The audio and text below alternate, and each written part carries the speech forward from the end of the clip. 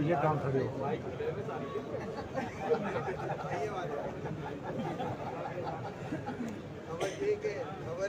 ये के सब भाई इधर उधर हो जाए।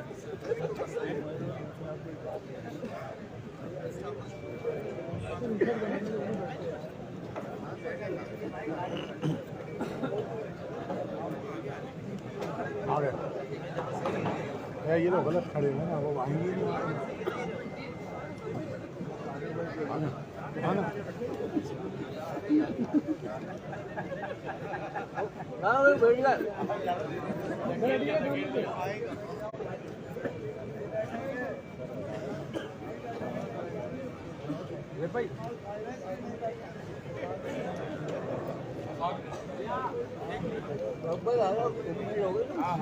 में कर दिया अभी कर दी ऐसे बढ़िया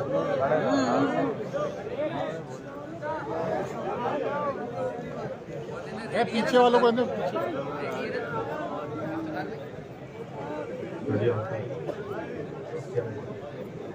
हाँ तैयार है।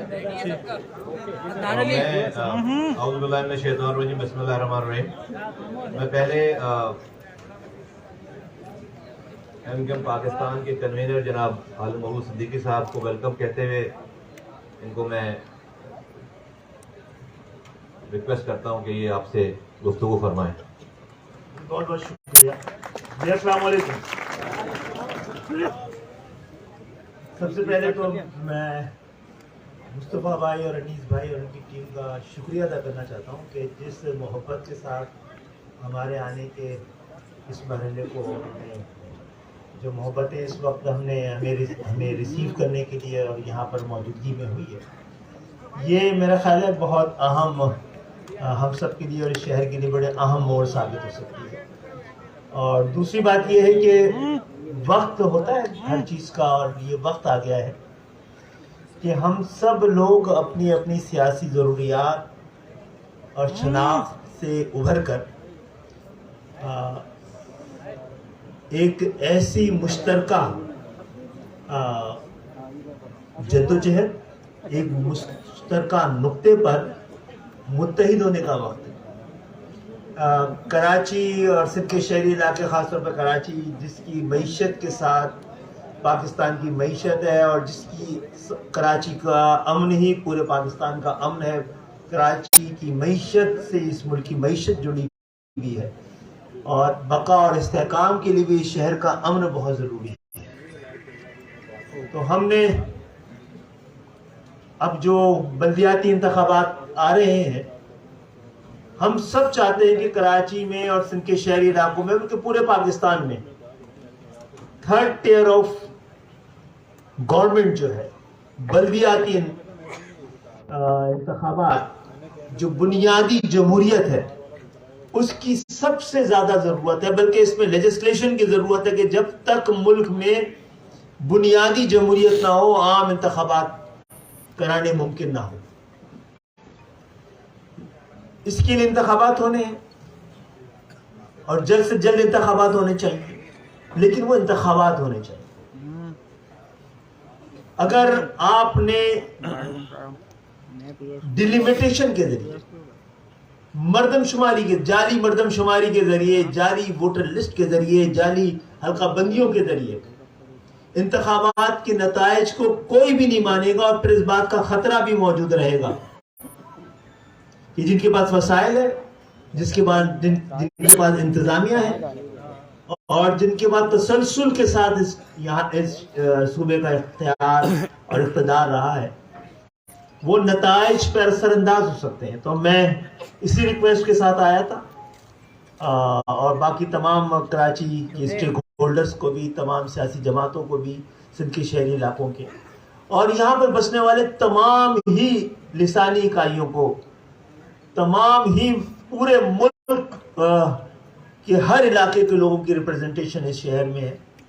और जो लोग यहाँ पे बड़े अरसे से रह रहे हैं, जिनका जीना मरना इस शहर के साथ है, जिनके मफादात इस शहर के साथ हैं, जो इस शहर के साथ ज्यादती होती है तो उसका असरात उनके ऊपर पड़ते हैं। इस शहर में खुशहाली आती है तो उसके असरात भी उनके पास पड़ते हैं। मैं समझता हूँ कि हम सबको किसी भी सियासी जमात से, किसी भी सियासी नजरिए से, किसी भी लिसानी इकाई से ताल्लुक़ रखते हो, उनको एक मुश्तरका जद्दोजहद और मुश्तरका आवाज़ की ज़रूरत है। और यही वो वक्त आ गया है जिसके लिए हमने आगाज़ आज यहाँ पाकिस्तान हाउस में आके किया है। और मैं उम्मीद करता हूँ कि हमारी आवाज़ से आवाज़ मिलेगी और शहर को इंसाफ मिलेगा। बाकी बातें मेरा ख्याल कभी और के लिए रख लेते हैं। आज का मैं समझता हूँ मुस्तफ़ा भाई बात कर लें मेरी बात के बाद। आऊज़ु बिल्लाहि मिनश शैतानिर रजीम, बिस्मिल्लाहिर्रहमानिर्रहीम, रब्बि इश्रह ली सदरी वयस्सिर ली अमरी वहलुल उक़दतम मिन लिसानी यफ़क़हू क़ौली, सल्लल्लाहु अलैहि वसल्लम। मैं खालिद मकबूल सिद्दीकी साहब और उनकी तमाम रफ़क़ा जो आए हैं यहाँ पर, उनको एक दफ़ा फिर खुशामदीद पाक ज़मीन पार्टी के मरकज़ पे, यहाँ पर पाकिस्तान हाउस पे। कोई दो राय नहीं है, जो आज मुल्क के जो हालात हैं उसको कोई पार्टी अकेले इन हालात से नहीं निकाल सकती। पाकिस्तान जिस तरह के माशी बदहाली का शिकार है, अगर आप पूरा मैक्रो लेवल पे अगर आप देखें तो इस माशी बदहाली से पाकिस्तान को IMF नहीं निकाल सकता। IMF जो है वो सांसें दे सकता है। अगर इस माशी बदहाली से कोई शहर, कोई सेगमेंट इस पाकिस्तान को निकाल सकता है तो वो है कराची।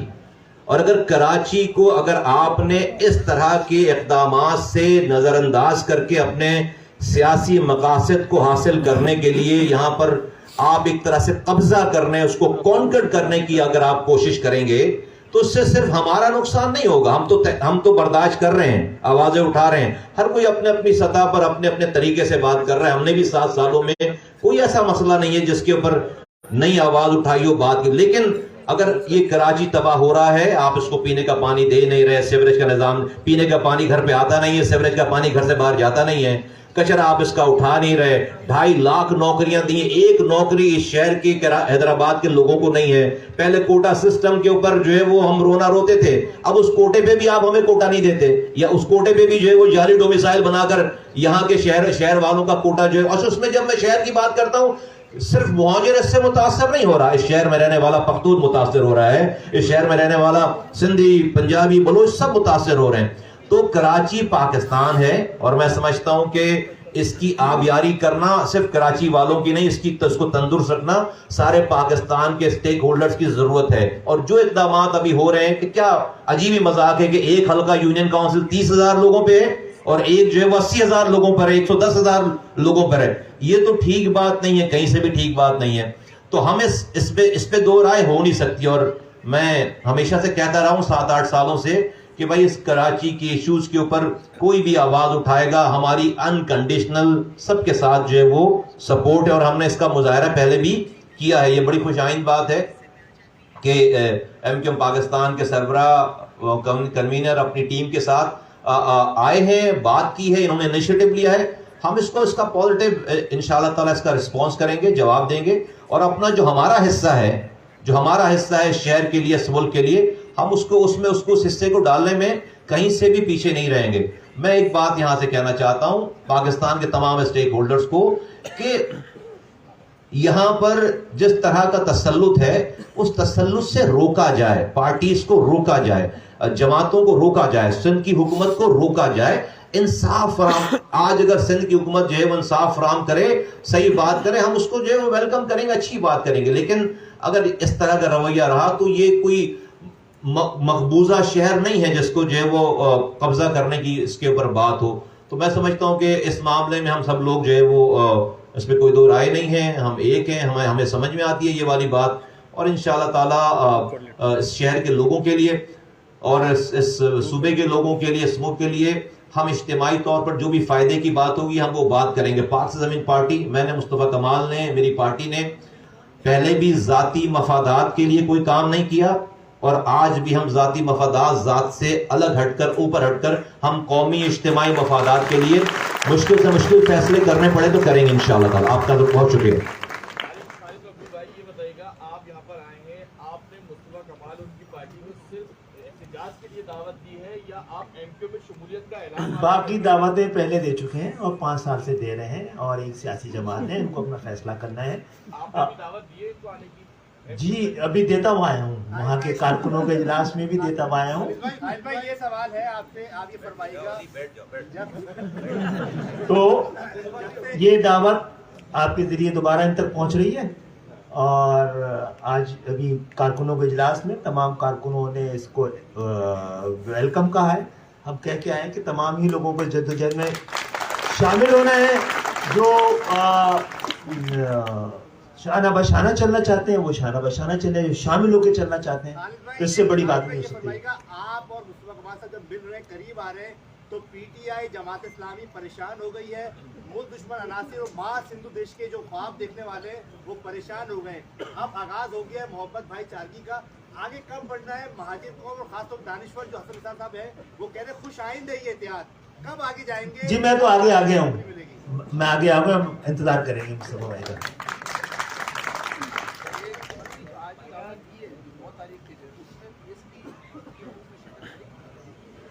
देखिए मैंने जैसे कहा कि ये हज़रात कभी आए हैं, बात की है, हमें डेफिनेटली मेरे लिए तो सारी बातें ये न्यूज़ हैं, बातें हैं, तो हम इस पर टाइम ज़्यादा नहीं लगाएंगे, लेकिन हमें अपने एक प्रोसेस से गुजरना है। हमें भी अपने कारकुनों से और जिम्मेदारों से सबको ऑन बोर्ड लेकर ये सारी चीज़ें करनी है। लेकिन मुझे लगता है कि जो माहौल है, जो सारी चीज़ें हैं, उसमें जो है वो अच्छी खबरें आएंगी इंशाअल्लाह ताला। मेरे ख्याल है 9 दूर है, हमें तो कल परसों से उतरना होगा मैदान अमल में। और क्योंकि इंतखाबात कराची में, सिंध के शहरी इलाकों में, पूरे पाकिस्तान इंतखाबात जीतना सबका हक है, छीनना किसी का हक नहीं है, तो छीनने नहीं देना है। बस ये बताना है कोई भी जीते। आपको ऐलानिया दावत दे दी, प्रेस कॉन्फ्रेंस में दे दी, कारकुनान से ले ली, तो आप कब जा रहे हैं? आप कब कदम बढ़ा रहे हैं?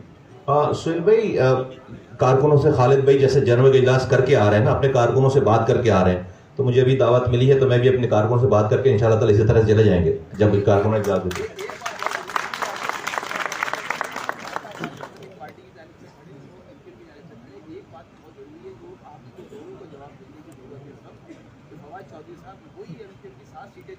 जिनके ऊपर ये हुकूमत खड़ी थी, उन्होंने डाकुओं और चोरों को इकट्ठा होने को खाना दिया गया, तो इसको किस तरह से देखते हैं जनाब? ये खतरा उनके सामने आ रहा है और उसको समझ भी पा रहे हैं। और मेरा ख्याल है ये जन्नती लोग हैं, इनको कोई फर्क नहीं पड़ता कि कल क्या बात की है, आज क्या बात की है, कल किसको गले लगाया, आज किसके गले पे छुरी फेर रहे हैं।